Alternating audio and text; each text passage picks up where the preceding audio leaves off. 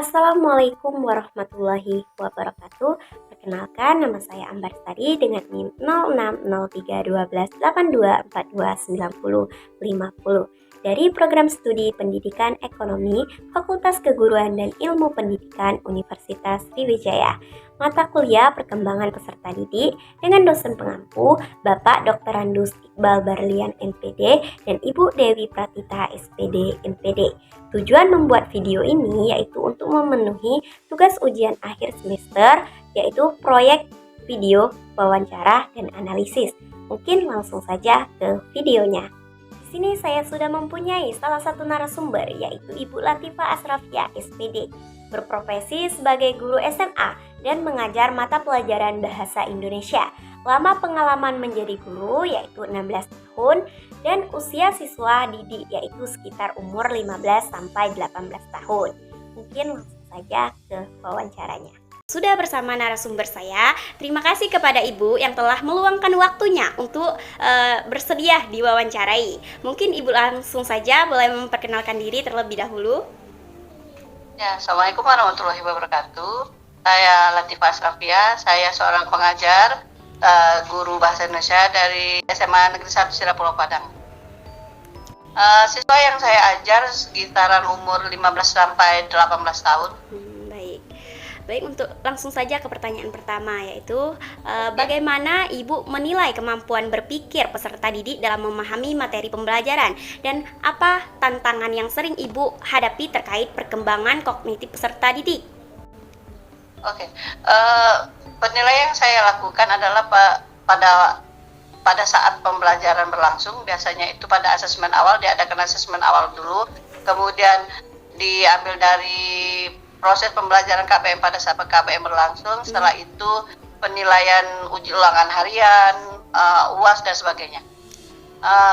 Tantangannya, adanya beragam latar belakang yang tercipta, baik itu beragam latar belakang ekonomi, ragam latar belakang emosi, ragam latar belakang keluarga. Itu yang tantangan yang terbesar yang saya hadapi. Bagaimana Ibu melihat kemampuan peserta didik dalam berinteraksi dengan teman sebayanya? Apakah pernah ada kasus peserta didik yang mengalami kesulitan emosional di sekolah? Bagaimana Ibu menanganinya? Pernah saya dapati karena siswa yang saya hadapi itu kebenaran itu anak ABK dan mempunyai ketidakmampuan bersosialisasi dalam bidang komunikasi. Jadi siswa tersebut tidak tungarungu, tidak bisa juga, tetapi agak kurang bisa melafazkan kata-kata sehingga banyak kalau mau komunikasi banyak mendapat bully dari teman-teman.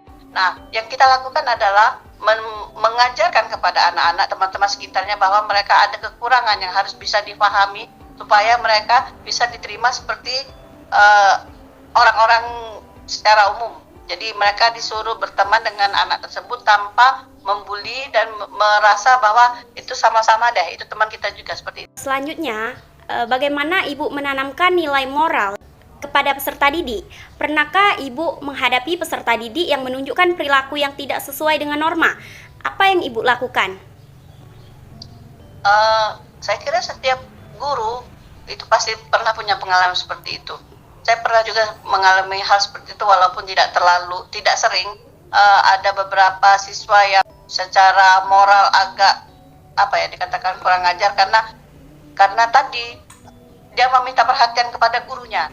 Tapi setelah diselidiki oleh guru BK, oleh kami sebagai wali kelas dan guru yang bersangkutan, diadakan penyelidikan atas keluarganya. Oh, ternyata posisi anak ini mendapati perkembangan emosional atau moral tadi karena bawaan dari minta perhatian dengan guru di sekolah sehingga melakukan hal tersebut. Tapi setelah kami lakukan pendekatan, melakukan pendidikan secara bahwa apa yang dilakukannya itu tidak tepat, alhamdulillah sedikit demi sedikit anak tersebut bisa diatasi cara dia tadi.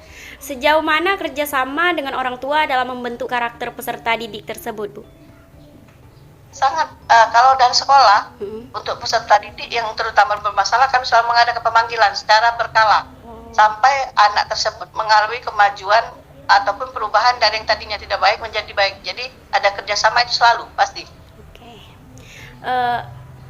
Apa pendekatan yang Ibu gunakan saat peserta didik mengalami hambatan dalam salah satu aspek perkembangan tersebut? Dan strategi apa yang Ibu gunakan dalam menghadapi masalah perkembangan tersebut? Oh, strategi jelas lebih pada pendekatan secara tidak kontekstual, tetapi pendekatan pribadi. Karena kalau secara kontekstual ukurannya bahwa nilai kognitif itu ukuran nilai, tapi secara pribadi kami mengadakan pendekatan secara maksudnya seperti keluarga, bahwa anak tersebut setelah diselidiki bagaimana background keluarga, bagaimana keadaan finansial keluarga, di situ kami akan mendekati tidak sebagai guru tetapi sebagai orang tua terhadap anak tersebut, orang tua pengganti di sekolah, seperti itu. Baik, terima kasih kepada Ibu yang telah menyempatkan waktunya untuk diwawancarai. Sama-sama. Terima kasih juga. Ambar akhiri, wassalamualaikum warahmatullahi wabarakatuh. Waalaikumsalam warahmatullahi wabarakatuh. Hasil analisis wawancara dengan seorang guru sekolah menengah atas dapat disimpulkan bahwa pendekatan yang dilakukan dalam menilai kemampuan berpikir peserta didik mencakup asesmen awal, penilaian selama kegiatan belajar mengajar, serta evaluasi melalui ulangan harian dan ujian akhir semester. Hal ini mencerminkan penerapan teori perkembangan kognitif Jean Piaget yang menekankan pentingnya aktivitas belajar sebagai cara untuk mengembangkan kemampuan berpikir siswa sesuai tahap usianya. Tantangan utama yang dihadapi guru terkait dengan perkembangan kognitif adalah keberagaman latar belakang peserta didik, baik ekonomi, emosional, maupun keluarga. Hal ini sejalan dengan materi pembelajaran di perkuliahan tentang perkembangan emosi remaja, yaitu proses biologis yang ditandai dengan perubahan fisik dan kognitif yang juga dipengaruhi oleh lingkungan, mulai dari keluarga hingga masyarakat. Dalam aspek sosial emosional, guru mengungkapkan adanya kasus peserta didik berkebutuhan khusus yang mengalami kesulitan bersosialisasi. Tindakan guru dalam mendampingi siswa lain agar memahami kondisi tersebut mencerminkan pendekatan inklusif dan teori perkembangan emosi remaja yang menekankan pentingnya empati dan penerimaan sosial terhadap individu yang berbeda. Terkait nilai moral, guru pernah menghadapi peserta didik yang menunjukkan perilaku menyimpang sebagai bentuk pencarian perhatian. Kasus ini mencerminkan teori perkembangan moral dan teori konsep diri, di mana tindakan menyimpang bisa menjadi cerminan dari kebutuhan emosional yang belum terpenuhi.